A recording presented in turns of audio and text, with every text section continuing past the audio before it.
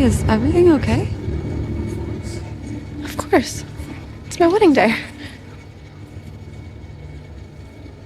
Okay. I was just asking. What a weird question to ask on the best day of my life. Welcome back to Episode Society. There is a specific kind of relationship that looks like love from the outside, but functions, on the inside, like two people holding each other underwater. Cassie Howard and Nate Jacobs have been that relationship since the moment they got together. And across episodes 2 and 3 of season 3, euphoria finally makes them pay for it. Today we are not doing a recap. We are doing an autopsy. We are going back to where these two people came from, understanding what built them, and then watching, almost in slow motion, as everything they constructed together falls completely apart. The party, the house, the OnlyFans, the wedding, the toe, the broken nose on what was supposed to be the happiest night of her life. None of it is random. All of it is a pattern. And the pattern started long before season 3. Let's go. Part 1. What made Nate? To understand what's happening in these 2 episodes, you have to go back to what Nate Jacobs was built from. Season 1 gives us the picture fast. Star quarterback. Tall, controlled, physically imposing. The kind of guy the room rearranges itself around. But underneath all of that, every single choice Nate makes, the gym at age 6, the football, the specific taste in women, all of it traces back to one moment. A child, a box of tapes, his father's secret life. Cal Jacobs built Nate to be strong, masculine, dominant. And Cal Jacobs was, behind closed doors, sleeping with men and recording it. The discovery didn't just confuse Nate. It broke his entire understanding of what a man is supposed to be. His father's double life instilled in him a need for control so deep that it became the architecture of his personality. If he is not the perfect idealized version of a man, physically, financially, socially, then in his own mind, he is no better than his father. So Nate spent his entire adolescence and his entire adulthood performing a version of masculinity, so airtight that nothing could get through it. And the terrifying thing about that kind of performance is that it requires an audience. It requires people around you who believe the act. Part 2. What made Cassie? Cassie's story starts earlier than most people track. Even before McKay. Before Nate. Even in season 1, we see how the absence of her father became the engine for every toxic pattern that followed. She would risk her own safety just to avoid upsetting the men in her life.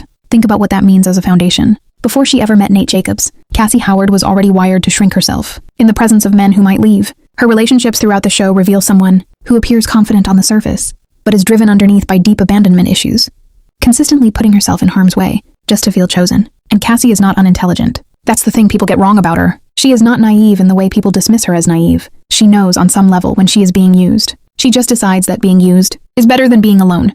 That decision, that specific, painful, very human decision, is the engine that drives every bad choice Cassie Howard has ever made. Part 3. Why they chose each other.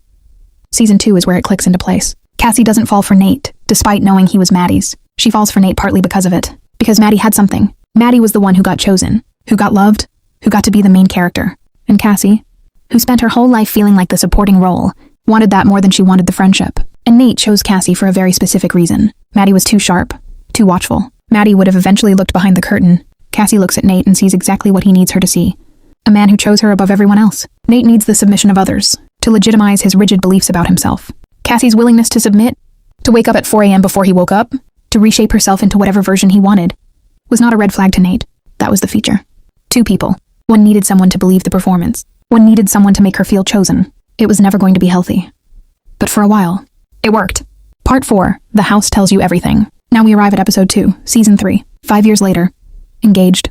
Homeowners. Throwing parties for investors. And the house tells you everything, before a single character opens their mouth. The aesthetic, and this is worth slowing down on, is pink, soft tones, feminine. A very specific kind of decorative girlhood, made into interior design. If you've been watching this show since the beginning, you recognize it.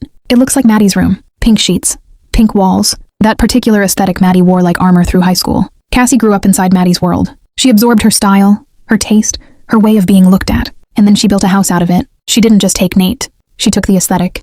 She built a home from borrowed pieces of someone else's identity. And the devastating irony? Maddie has moved on. Maddie is in Hollywood. Sharp suits, real power, outgrown the pink. Cassie is still living in it. Part 5. The food. Here's the detail from episode 2 that most people walked past. During the party, Juana, the housekeeper, keeps flagging the leftover food they're throwing away, nudging Nate, pointing at the waste. Nate brushes her off. But Juana sees what Cassie can't. The household help always knows. They see the actual receipts. They feel the tension between how a house presents itself and what it costs to maintain that presentation. And Juana is standing there trying to save food, in a house that is drowning in $600,000 of debt, because she understands that this level of spending does not match the reality of what is in the account. Real wealthy people don't think about leftover party food. They wave it away without looking. The fact that someone in this house is tracking the waste, is the show quietly telling you, These people are performing a wealth they don't have. The party, the pool, the investors, the smiles, all of it is a set. And Juana is the only person in that house who knows the show is about to close. Part 6, The OnlyFans and the Lie.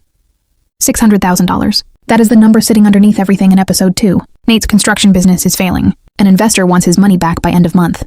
And Cassie doesn't know. She is planning a $50,000 floral arrangement for a wedding built on financial quicksand.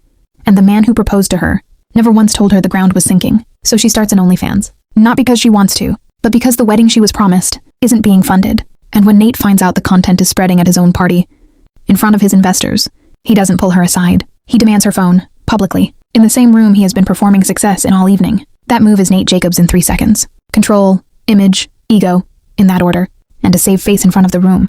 He promises to pay the $50,000 flowers he's been refusing for weeks. A man who is $600,000 in debt just promised $50,000 in flowers to win an argument at a party.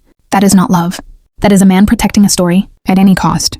And Cassie, sitting across from Maddie over Aperol spritzes, asked the question the whole episode was building toward. But who am I? She has been performing a self for so long.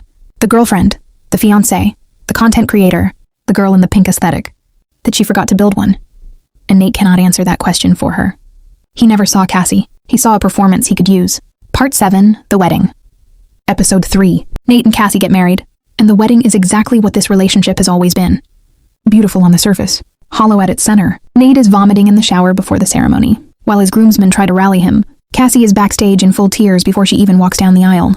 And Suze Howard, Cassie's own mother, walks her daughter down the aisle and tells her that the moment before she married Cassie's father was the last happy moment she would share with him. That is the speech she chose to give at her daughter's wedding. The show is not being subtle. Nate is waiting at the altar, smiling. And Jacob Elordi specifically said in an interview that he wanted Nate to smile at this wedding. Because in 2 seasons, Nate Jacobs never smiled. That smile says everything. Nate Jacobs finally has what he always wanted. The house, the wife, the performance of success. He has no idea it's about to cost him a toe. Part 8, Naz and the Reckoning. Midway through the ceremony, Naz walks in, the debt collector. The man Nate owes $600,000 to. The man who watched Nate throw a lavish wedding on money that was supposed to be his. He sits down at the head table and says calmly to Nate in front of Cassie, "Don't you think it's a little foolish to throw such a lavish party when you owe so many people money?" And Nate, still performing, still managing the image, tries to reassure Cassie that everything is fine. But Cassie doesn't want fine. "I don't want to be poor," she says, crying at her own wedding. During their first dance, that line is maybe the most revealing thing Cassie has said across 3 seasons. Not "I love you," not "I trust you," "I don't want to be poor." Because Cassie didn't just marry Nate. She married the idea of what Nate represented. The big house, the financial security, the life that looked the way she always wanted her life to look. And Nate, the man who never told her the truth, spent $50,000 on flowers to maintain that illusion just a little longer. Part 9, The Toe. They come home from the wedding.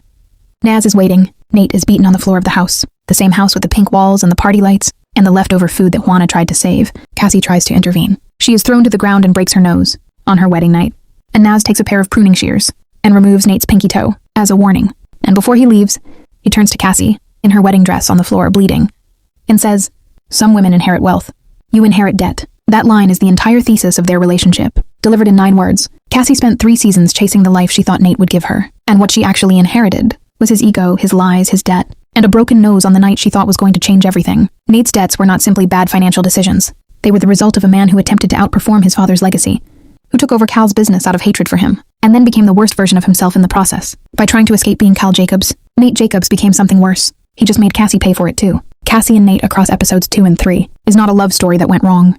It is a love story that was assembled from the wrong materials, built from 2 people who needed something specific, and found each other instead of finding themselves. Nate needed someone to believe the performance. Cassie needed someone to choose her. And for 5 years, they gave each other exactly that. But you can only outrun your mistakes for so long. Sam Levinson said that himself about this season. The party is over. The house is mortgaged.